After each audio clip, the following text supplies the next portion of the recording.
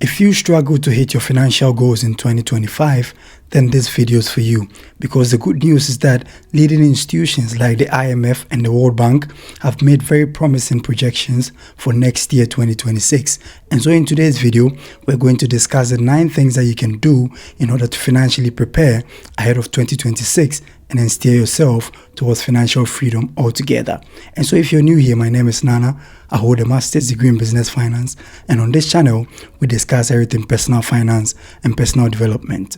And so without further ado, we'll just move straight into the points. But before we do that, we need to discuss one concept known as inflation. And inflation is one of the reasons why households struggle to save and invest money. Because at the end of the day, the rate at which prices and goods and services rise in the economy affects so many people in the economy, in that their purchasing power actually reduces. So what the IMF and World Bank are saying next year is that inflation for US economy is actually going to reduce to around about 2% and then 2.5% for people within the United Kingdom. And so that is a good news, and that is why there is a need for you to prepare financially and then take advantage of all that is going to happen financially in the year 2026. And so with this said, we come to the first thing that you need to do in order to actually see some financial success in 2026, and that is to sit down and then review your goals and your budget for the previous year, that is 2025 in this case. And one of the key reasons why you want to do this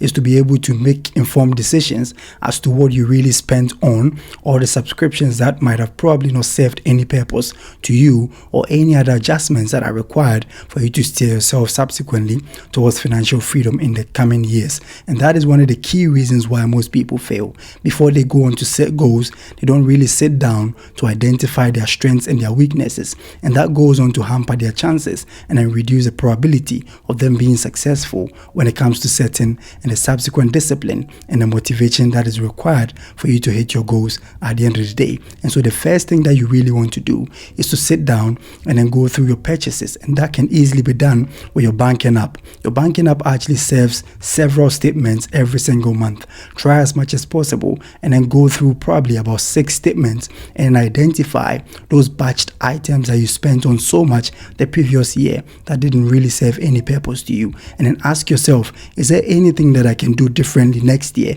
in order to ensure that at the end of the month I save more and I have enough also to invest? Secondly, what you really want to do at this point is to sit down and then set new financial goals. Of course, you've had the knowledge of what you actually spent on the previous year that didn't really help. And so now you're making an informed decision and you're going on to resolve to pursue a specific goal. Now, one thing that you need to do is that you need to ensure that that new financial goal is smart, in that it is specific, it is measurable, it is attainable, it is relevant, and then more importantly, time bound. So for example, if you seek to save 10 grand at the end of the year, then sit down and then ask yourself, how can I actually ensure that I save 10 grand every single year? And that comes down to you having to break that lump sum down into small attainable goals. That is saving anywhere between $830 and $840 or pounds every single month. Now, when you break that down further, you're probably having to save anywhere between 208 and then 210 pounds or dollars every single week. Now, when you break it down further to daily savings goals, that comes down to anywhere between $29 and then $30 or 30 pounds every single day. So if you're to look at the lump sum, of course, it actually looks very, very scary. And people may go haywire and say, how do you expect me to actually come up with 10 grand at the end of the year in savings? But there are several things that are going on in your life financially that you're really not paying attention to. And if you're to adjust and tweak these things, it can actually help you to save that 10 grand easily. And so one of such things is food waste. According to research, the average household in a developed economy wastes anywhere between $1,400 and $1,500 every single year because of food that went waste without us having to consume it. And that is around about 15% of the lump sum of 10 grand that we seek to save at the end of the year. And so if you're able to adjust and set the specific goals that are measurable and attainable and time bound, that would actually ensure that you stay on track and you steer yourself towards the attainment of your financial goals.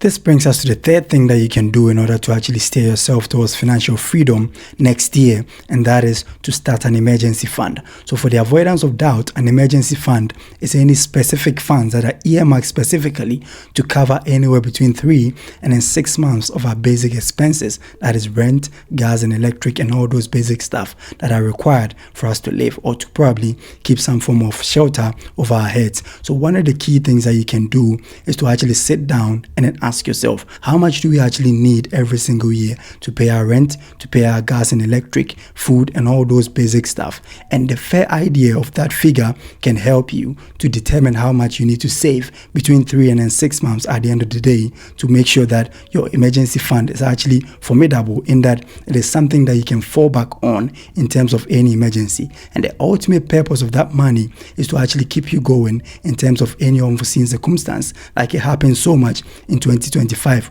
with so many disruptions as a result of AI automation and the labor market taking a huge turn simply because companies are actually steering away from manual labor and then employing the services of AI agents and several other AI developments, which is also likely going to happen in the near future, and also one of the key reasons why you need to build an emergency fund in the year 2026. This brings us to the fourth point, and that is to automate your savings. Now, one of the reasons why most people fail financially is simply because of the emotional bit that actually comes in anytime that we set financial goals. One thing that you need to know is that more often than not, you have to reduce that emotional exposure when it comes to setting goals, in that human beings generally are emotional beings. So more often than not, we may make several emotional decisions, which may also drift us several miles away from our financial goals. And so try as much as possible to automate several payments and several savings, and that can actually make sure that irrespective of whatever you're feeling or whatever you're thinking or whatever you're going through in life, you're still contributing marginally towards the attainment of your financial goals, that is financial freedom in this case. This brings us to the fifth point, and that is to save in high-yield savings account. So contrary to whatever we've been doing over the years, which is saving with traditional banks, which promise anywhere between 1 and 2% on our deposits, what you can do is to resort to a high-yield savings account, in that a high-yield savings account promises anywhere between 3 and then 4% of interest at the end of the year. And that simply means that your money is growing way above the inflationary rate, and that also ensures that your purchasing power in the future is actually protected. So one thing that you can do is to resort to saving in high yield savings account as opposed to the traditional banks that promise anywhere between 1 and 2%. And that will ensure that your money is actually working so hard for you, just as you're working tirelessly also to bring in the paycheck at the end of the month. And so I have a whole video on that, which I'll link down in the description for your consideration if you really want to look into that. The next thing that you can do to actually ensure financial freedom next year is to cancel subscriptions and then recurring charges. Now, one of the key things that we need to go through and take very, very much notice of is recurring charges or subscriptions that we might not even be using at the end of the month. And several millions of people yearly go through this same hassle and bustle of having to pay for stuff and not getting any value from that. And so one thing that you want to do is to sit down and then peruse or go through any purchases or any recurring charges that actually go on every single month, because there are several things that you might be paying for that might not be delivering any value to you. And moving into the next year, 2026, that is one of the key things that you want to shy away from, because if you're not getting any value from things that you're paying for, then that actually burdens you, and also you're not getting anything from it. So technically, you really want to do away with these things to ensure that you have enough left at the end of the month for savings, your emergency fund, or for probably investing altogether.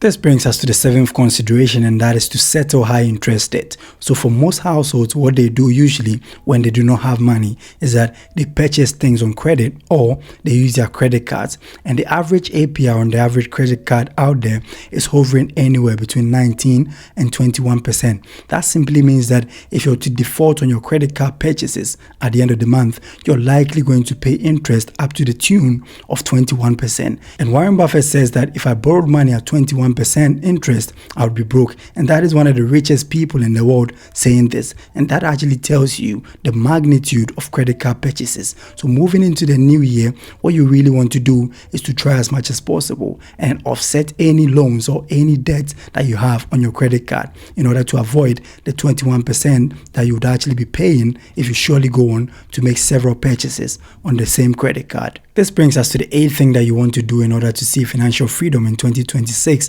and that is to reward yourself.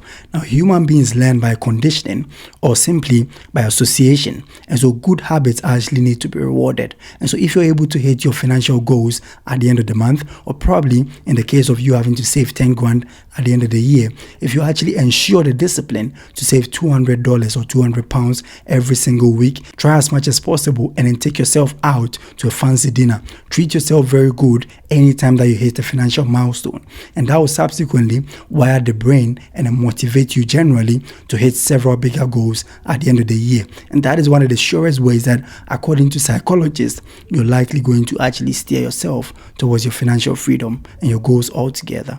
This brings us to the 9th point, and that is to use employee benefits. So for most companies out there are several discounts and several other considerations that are given to several employees in the company, in that even your dentist appointment can actually come at a discount. Several purchases for basic items like groceries and all those things, sometimes that attract some level of discount. All you've got to do is to inquire from your HR and then try as much as possible next year to take advantage of some of these things, because most people do not even know, and several companies out there wouldn't tell you as well. But what you want to do is to try as much as possible to take advantage of these things, which also ensures that at the end of the year, you have enough saved and enough invested altogether. And so if you found value in this video, kindly smash the like button. It really helps with the algorithm. And then I humbly plead with you to subscribe, because I'll be sharing several insights on how to progress financially and on personal development altogether. Thank you for spending time with us, and see you in the next video.